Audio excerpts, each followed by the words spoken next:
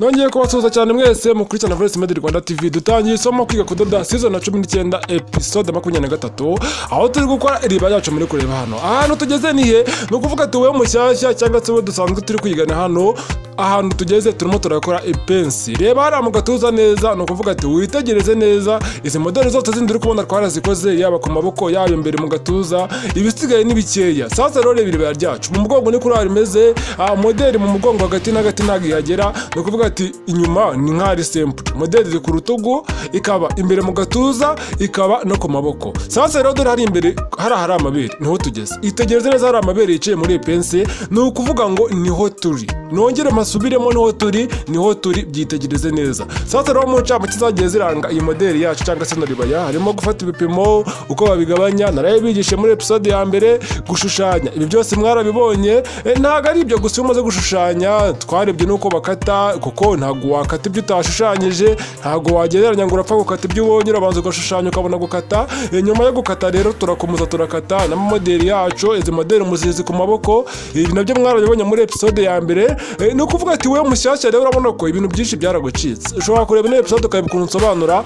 ariko nyuma yaho ukajya gushaka iya mbere. Jya muri YouTube yawe wandikamo ngo isomo kwiga kudoda season ya 19 episode ya mbere urahita ko uyibona utiriwe ujya muri byinshi. Nimba utari muri groupe ku muntu uri muri groupe zose urazisangamo. No kuvuga ngo rero hano twari turi gukora moderi zo ku maboko byose mwarabibonye twarazisoje.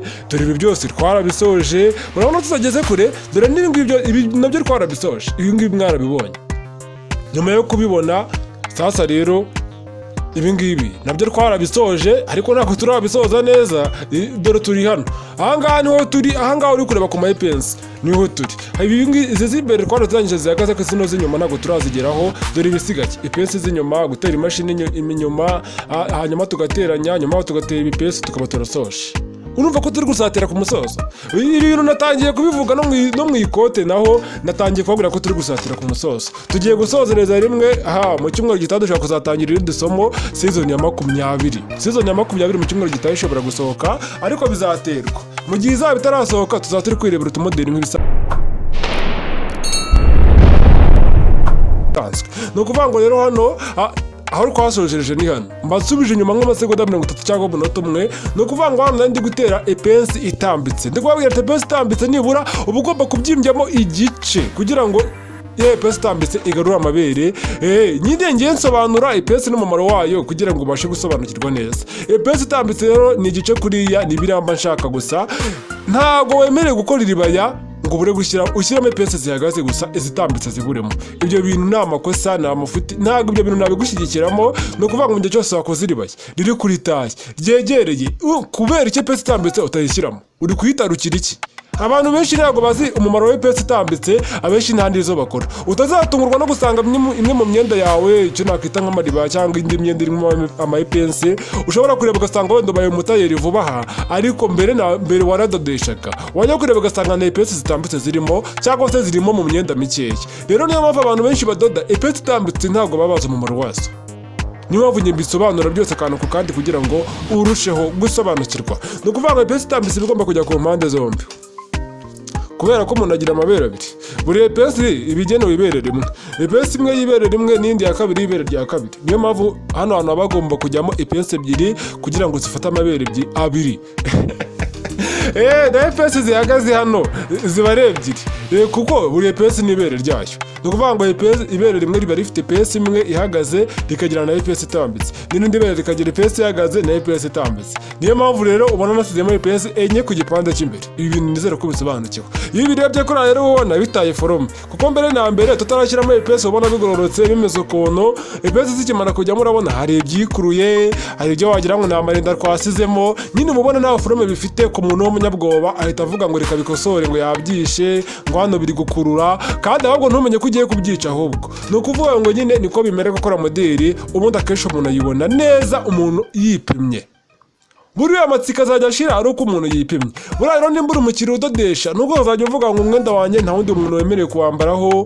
Oya hari umuntu uba ugomba kuwipimaho mu gihe cyose umutayeri ari kuwudoda akavuga ati nshyiriramo ndebe n'ijosi nimba rimeze neza. Urugero oya kabaze nkora ibipande by'inyuma ndaje mbahereza urugero kandi ni inama nziza ndi bubahereze. Ni ukuvuga ngo hano rero ku bipande by'inyuma ndabifata ko ari bibiri mbaze mbihuze kuriya, nimara kubihuza kuriya mbaze mbiteranye mbere ko nshyiramo ipensi, kuko ntabwo nashyiramo ipensi nabiteranya ko ni ibipande bibiri by'inyuma ntabwo byakunda.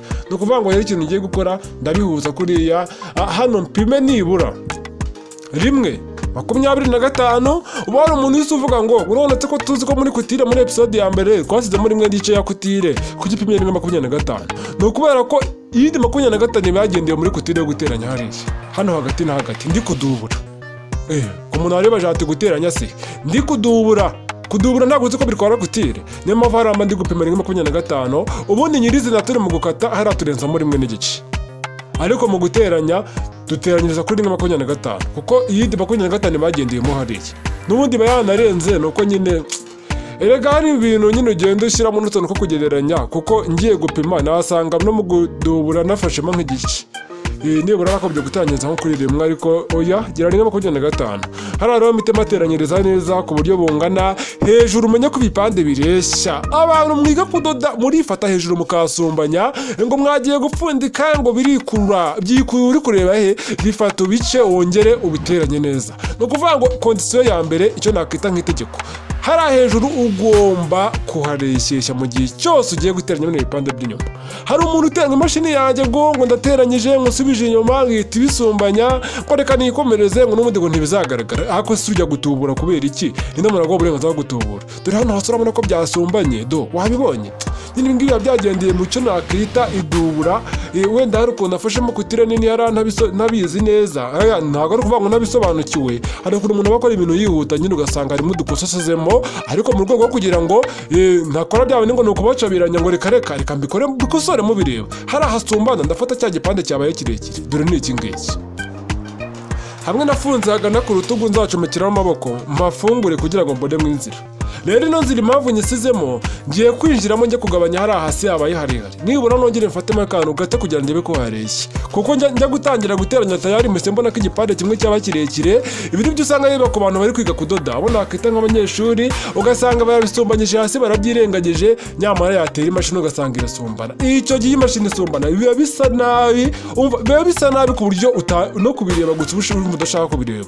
ni ukuvuga ngo niyo mpamvu rero hano hantu ngiye gufata cya gipande cyabaye kirekire mfatemo hamwe hagana hasi, hamwe hasi nafunze dore ngaha mpise mpita ngihinduriza nciye hahandi hejuru, hahandi nafunze nongere mfatemo akantu gatoya kugira ngo nibura ndebe ukuntu haba hareshya. ndashaka ko hareshya, ntabwo ndi bugapime kuko nakabonye.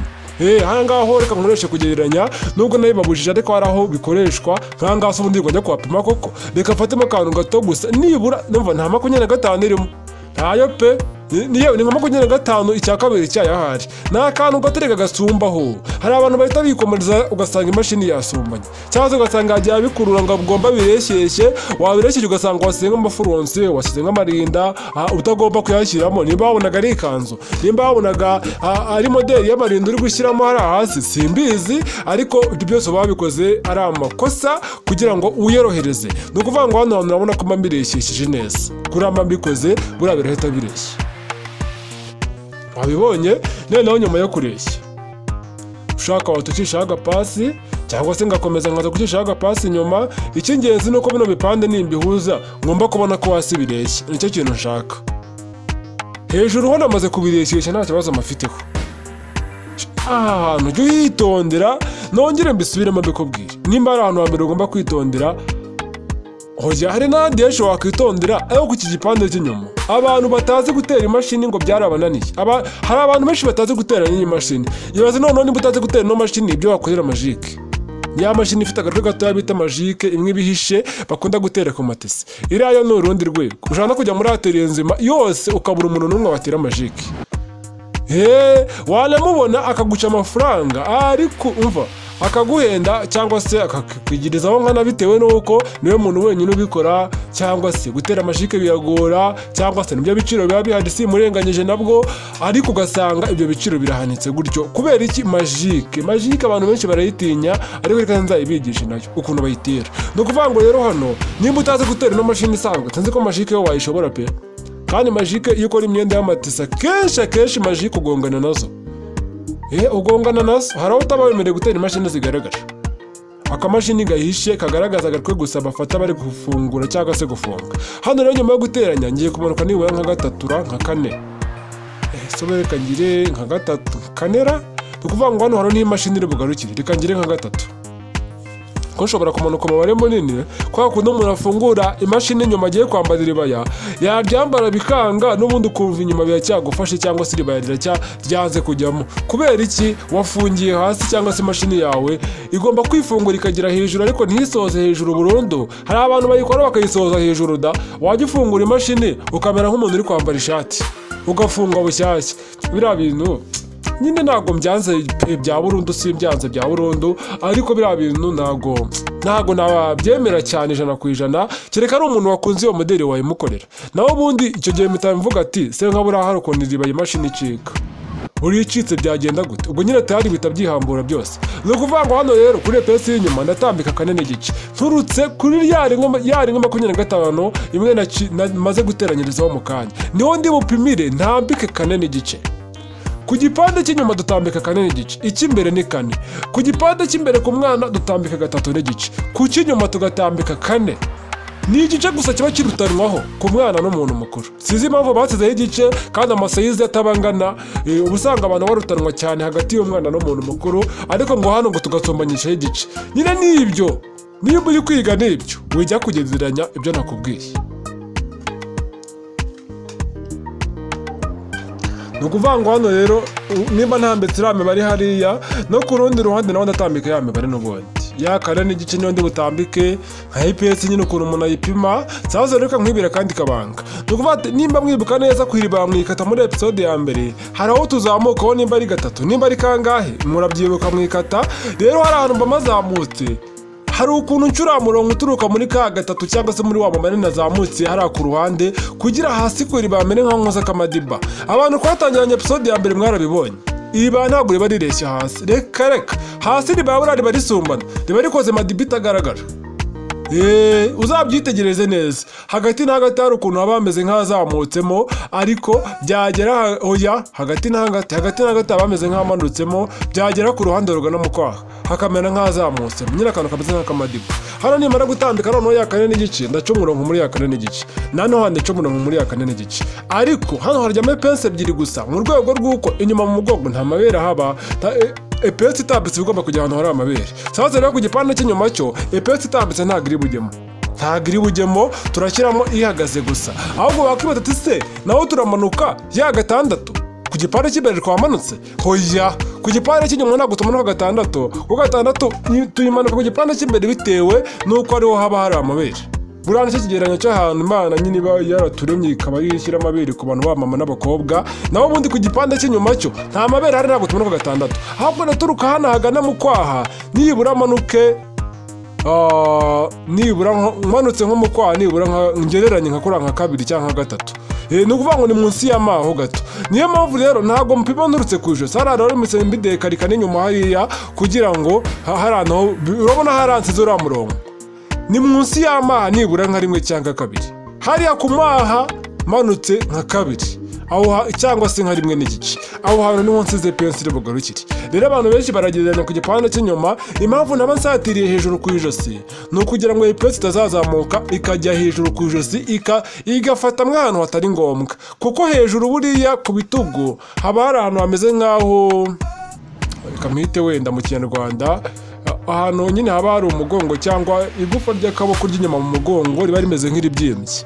Rero hari ugiye gufatamo urabyica, kuko hari ahameze nk'abyimbye nyine mumaze kuvuga, haba hameze nk'aho nyine ari ahantu hakeneye kugufa nyine kudafatamo. Rero ahantu mbafashemo ni nko munsi yaho, urebye mu mugongo w'umuntu ukuntu aba ateye hejuru nyine aho ngaho hari nk'igufa ry'urutugu ry'inyuma mu mugongo. Ntabwo mavuze mu cyongereza ko mbavuga mu kinyarwanda kuko si ngombwa. Noneho hano pese ndabyimbyamo rimwe nk'ibisanzwe, hari ahantu haba hameze nk'abyimbye, ariko hasi yaho ahagana mu mugongo mo hagati haba hameze nk'ahinjiyemo.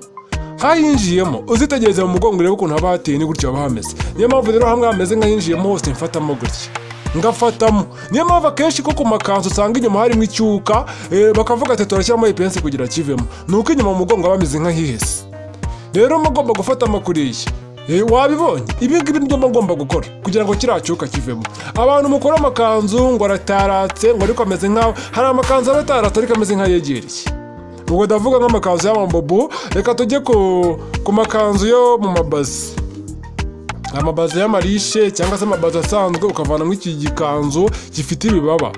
Kiriya gikanzu ushobora kudashyiramo ipensi y'imbere, ariko inyuma mu mugongo bigomba kujyamo n'itegeko, kuko umugongo hari ukuntu umugongo w'umuntu uba wihese. Rero iyo wihese kuriya hazamo icyuka. Iyo udashyizemo ipensi hari ukuntu umuntu nyine aba afite icyo nakita taye cyangwa se amabuno. Reka mbivuge oya, niba nkoresheje ikinyarwanda kibi mu mbabarire, ariko hagati muri ibyo ngibyo noneho kuri iyo taye yiba ari nini inyuma, na wa mugongo we umeze nkaho nyine inyuma mu mugongo wawe nakubwiye ngo abameze nk'abyimbye ahagana ku rutugu, ugasanga hagati y'urutugu no kuri ya taye ye harimo icyuka. Kiriya cyuka rero ni icyo umuntu ashyiramo ipensi yo mu mugongo. Urasobanukiwe? Nizere ko usobanukiwe, ariko ujya no muri comment umbwira ukuri kubona bino bisobanuro by'amapensi. Bino bisobanuro abantu benshi babyibazaho n'ababyishimira, ngo mbega ukuntu usobanura wisanzuye, muri kuzi kubisobanura neza akantu ku kandi. Hari abandi bantu baba bagira isoni bakaba batarasa ku ngingo, kandi nimba turi kwiga ibyo bintu mbizi mu ishuri niga ngo muri P6 ariho ngeze hari icyo nakita chapitre twari tugezeho yo muri ngo ni science harya umva rwose. Reka babwize kuri hari ahantu umva haba hatangaje cyane, ariko nyine ariko mwarimu agomba kubyigisha rwose, niko bagomba kubigenza neza ko atabitaruka, abagomba kubyigisha. Rero nanjye ntabwo mba nemereye gutaruka ngo nuko ngo biriya bintu bivugitse gutya, ndabivuga uko biri. Nizere ko pese mu mugongo bisobanukiwe. Muri episode 24 turayisoza, nituyisoza tujya guteranya. Urabona ko finali iregereje pe. Mubwira ati ntucike 24 iraje vuba, kandi ikindi umenye neza ko wakoze subscribe, kandi ikindi nimero y'inkunga ngiyaho ngaho dushyigikira, udutera inkunga, dukora amasomo menshi ku bufatanye bwacu twese tuzabigeraho. Kandi ikindi episode 25 ya 24 ishobora kuzaza ejo. Uyu munsi nabahaye ebyiri n'ikote ebyiri, bivuze ngo izindi zishobora kuzaza ejo. Bye bye, ndabakunda cyane. Kandi umbwira ati umenye, nizere ko subscribe wayikoze. Nyuma ya subscribe, like, share, comment, oya yabura ibyo byose, ariko